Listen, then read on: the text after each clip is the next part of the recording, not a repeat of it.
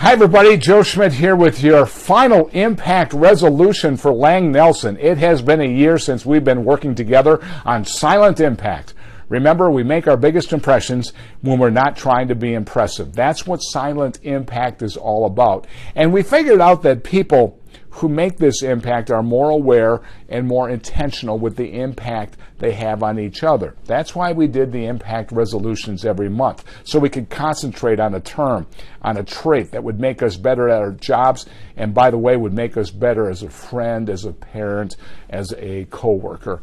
We did terms like teamwork and patience and kindness and communication, all great areas to concentrate on, all great areas that would help us have an impact. So thank you for your concentration on those, and thank you for dedicating yourself to making an impact. Because the impact we have is real, it's powerful, it's profound, it's contagious, and it can last a long, long time. And sometimes it's just the little things that really turn out to be the big things. That's the way silent impact works. Remember when we asked the question, if there were a going away party tonight, who would the most people show up for? Well, those are people who have silent impact figured out.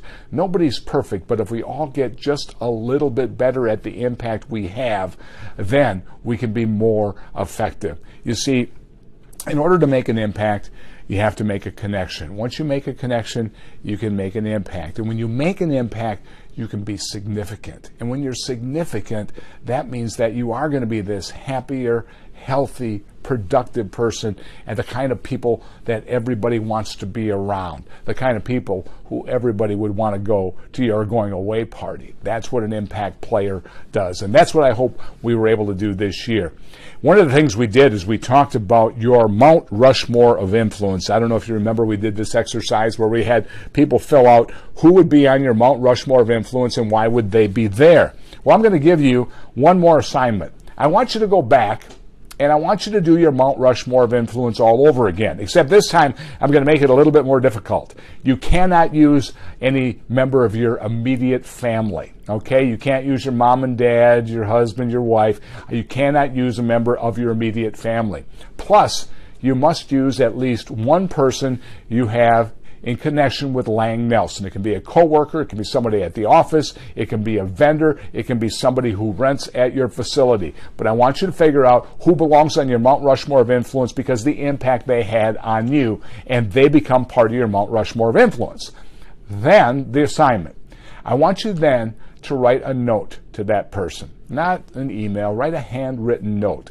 It's called the second thank you. Remember when we talked about you go back and thank somebody who's at a monumental moment in your life? Well, that's the second thank you. I want you to go back and write a note to that person and let them know what you thought and how you care about them and how much they meant to you because they either helped you through a tough time, they're always there for you in good times and in bad.